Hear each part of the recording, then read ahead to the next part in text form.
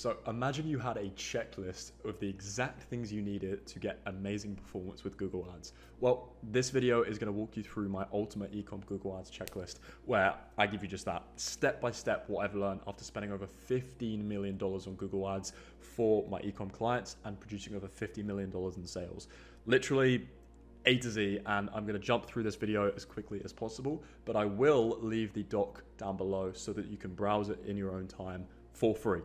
Now, my name's George. I run an agency called The Paid Search Company. We help Shopify brands scale with Google Ads, and we're managing over $1 million a month in ad spend. And if you want to make the most of your Black Friday, Cyber Monday period in Q4, you need to have a serious Google Ads team in your account.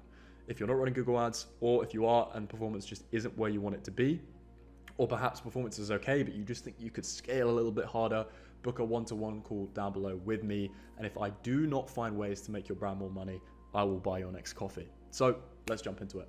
Now, first things first, what is the goal of your Google Ads account? Like, what are we trying to do here? Now, Google is designed to produce conversions, but conversions can mean different things. If you're a dentist, a conversion is someone, maybe signing a form, right? A lead form. If you are a SaaS product, you are looking for a subscription or a free trial, right? That's your conversion. But of course, if you're an e-com brand owner, if you're selling something through Shopify, your conversion is a purchase. And that is obviously what we want to make sure that Google is optimizing towards. So furthermore, we need to make sure that we're also acquiring new conversions, right? The thing that a lot of people get wrong with Google Ads is, not necessarily more conversions does not necessarily equal better conversions. If you are just advertising on your own brand name, sure, you can get a bunch of conversions in Google Ads, but you're obviously spending money for those conversions, and arguably those conversions were going to happen anyway. So we should be aiming predominantly for new customers, and all of these decisions are going to inform the strategy that we take later down in this list, okay? Because once we know our goal, we can then start to calculate our numbers, all right?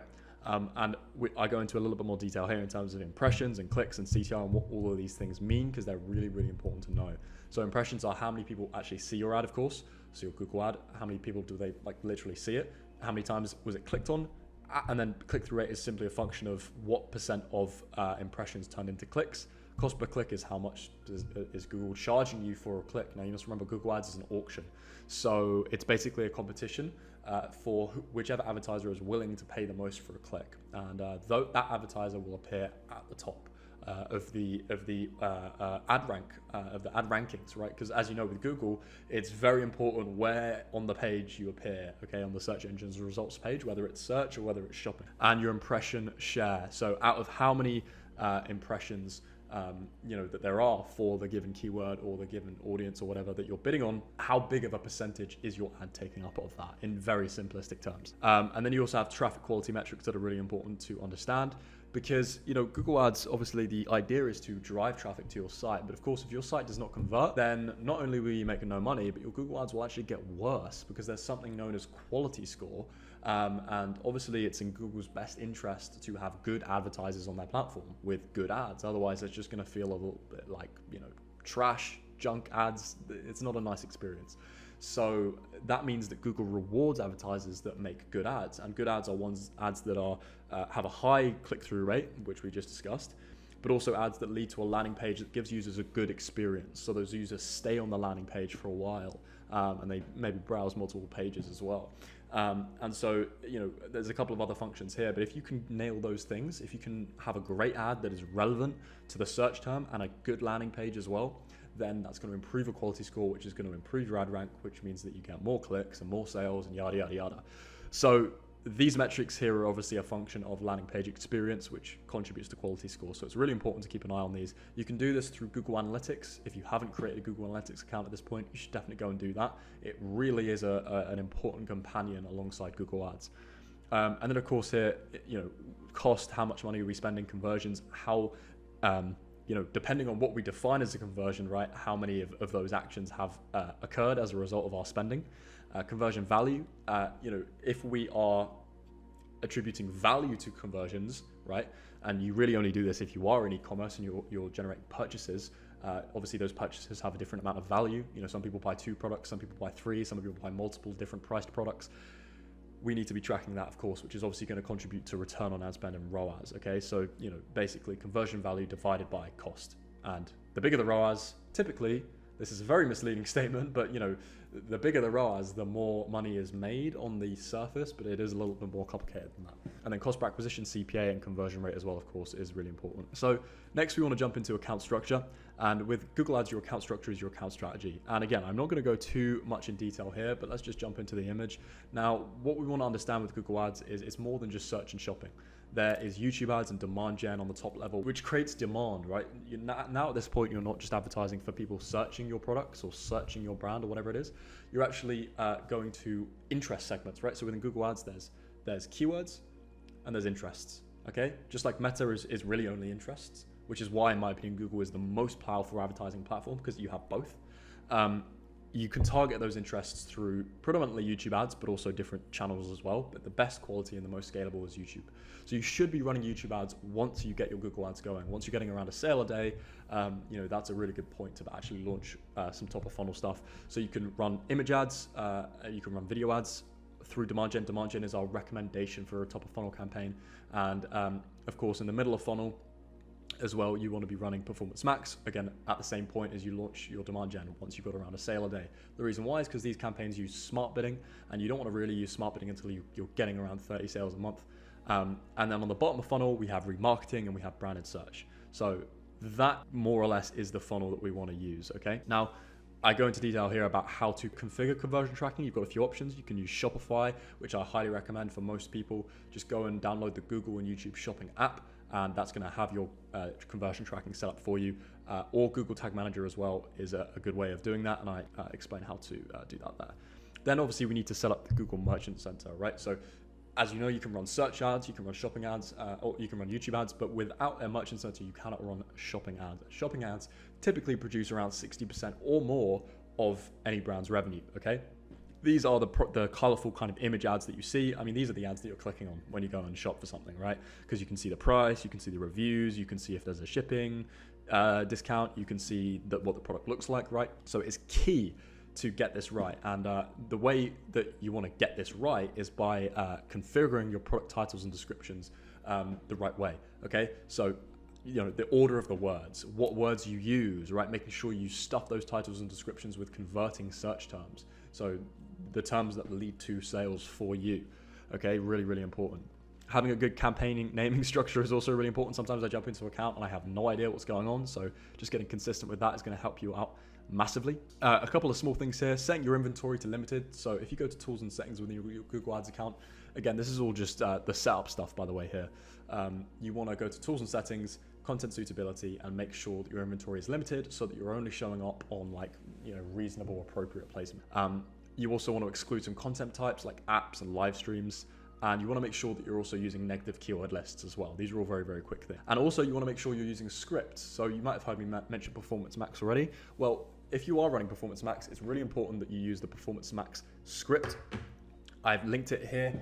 It's by Mike Rhodes. There's many, but we use the one by Mike Rhodes. And this is really useful because Google Ads is a bit of a black box, right? It's not going to tell you everything that is going on behind the scenes. It only wants you to see what it wants you to see, sort of thing. So we can use scripts at the tools and settings level to pull out data, which is really important and useful for the optimizations, which we're getting into now. So when you're optimizing your ads, you want to obviously start by observing the performance, right? So, we've been through and we've set everything up. I have many other videos on this channel which go through building out and launching campaigns. But, once we have basically set things up and once you've launched your campaigns, this checklist is really about just quick wins, right?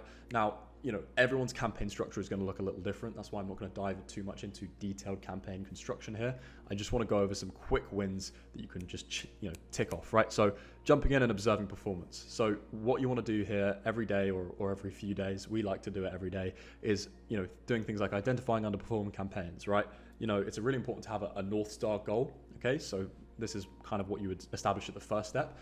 So is it a ROAS goal? Is it a CPA goal? Is it a net profit goal? Okay, it's going to be different for every brand based on your average order value, your cost of goods, your profit margins, your industry. Okay, typically it's going to be a ROAS goal because a certain ROAS is going to lead to profitability. And really, you want that ROAS goal to be as low as possible, which sounds really backwards considering what I said at the start. The lower that you can take the ROAS, the more you can spend, right? Because when you increase spend, what happens usually is ROAS goes down. Just because you're spending more, and it takes Google time to acquire new customers at the new levels of spend. So that's just something to keep in mind. So always, assess performance. Are we hitting the KPIs on the campaign, the North Star goal? I highly recommend using a tool called Triple Whale as well. It's going to give you slightly more accurate attribution when it comes to things like ROAS and CPA than the Google Ads dashboard itself. Again, I can leave a link below to that in the description here too. And you can use the compare feature as well. So if you're looking at the last 7 days performance, you can hit the compare button on the date setting in the top right and look at the previous 7 days. So has cost gone up? Has cost gone down? Has revenue gone up? Has revenue gone down? And you can start to pick out trends, okay? The next thing you want to do is go into your campaigns and look at search terms. So are we spending on relevant search terms, or are we spending on irrelevant search terms? And if the latter is the case, then we need to add in some negative keywords, okay? And we need to do something, because we only want to be spending on search terms that are relevant for our brand and our products. Another way that you want to look at search terms, that's really for search and shopping, as you can see here, but within PMax, you want to go to the Insights tab, you want to scroll down, and then you get search term insights, and you can see that here. And one of the most common things that we see in audits is your own brand name cropping up into your PMax Insights here, which is a really bad thing, because it means that your Performance Max campaign, which is a campaign that should be focusing on acquiring new customers for you, is just instead going after your own brand. It gets worse because then you also can't control how much you're spending on your brand, because PMax just doesn't give you that level of control. And so it's a really bad rabbit hole to get into. You want to make sure that you exclude your brand from Performance Max. And if you don't know how to do that, leave a comment below. I can link you to something. It's a long story. You also then want to obviously review your budgets and targets, right? So if we're hitting our goals, well, let's scale, right? You don't want to do this every day. This is more of a weekly thing, as you can see here. But you don't want your revenue to stay flat. You don't want your spend to stay flat month after month, right? You want to push the boundaries of what can be done within paid ads. Because look, 2 years ago, CPCs and CPAs were really cheap. And unfortunately, they're only going to continue to get more and more expensive as more competitors come in. So if you're hitting your goals, make the most of it and scale. You then want to review your search ads and assets. This is something that most agencies miss, okay? The ads part in Google Ads is really important. It's not just about the whole techie media buying stuff that we've talked about. It's about the creative. Is your ad compelling? Is it, interesting? Does it show benefit? Maybe is it funny? Witty ads do really well. So look at the CTR. If it's low, you can Google what average CTR is per niche. Then look at split testing some ads and trying some new copy. Again, landing pages. Is the conversion rate per landing page good? Again, to find this, you go to Insights in your overview tab of Google Ads, and then go to landing pages. Make sure that you're not spending on bad landing pages. Pretty simple. PMax assets, same thing here. This is your copy, your images, your videos. PMax is going to give you a performance score, which you can see on the right. Make sure that you're subbing out bad performing assets and testing good ones, so that you can try and get everything to best. Products, okay, so your products within your shopping campaigns, make sure that you're only spending on products that are producing results. Some products within your PMax campaign will be burning cash, so it's really important to go to your listing group within your asset group and exclude those.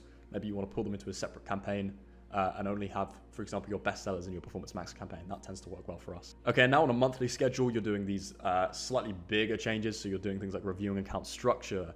You're reviewing your bid strategies, okay? Changing your bid strategies is a big deal. It incurs what is called a learning period. So where Google's machine learning will kind of adjust to the change and performance will drop a little bit. So this is a big deal. You don't want to do it too often. Reviewing your product feed again.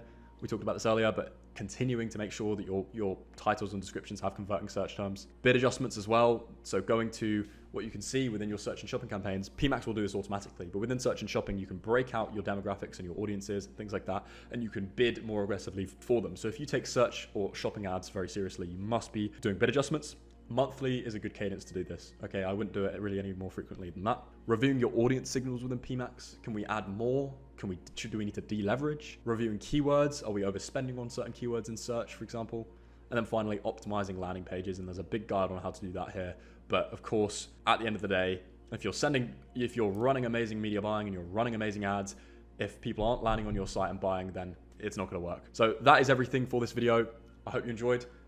If you are looking for a partner to help you scale your Google Ads and finally crack that channel, or if you haven't started on Google Ads and you're looking to in the near future, then book a one-to-one call with me down below. And again, as I say, if we don't find more ways to make your brand money, I'll buy your next coffee. Thank you for watching. Hit subscribe. See you in the next one.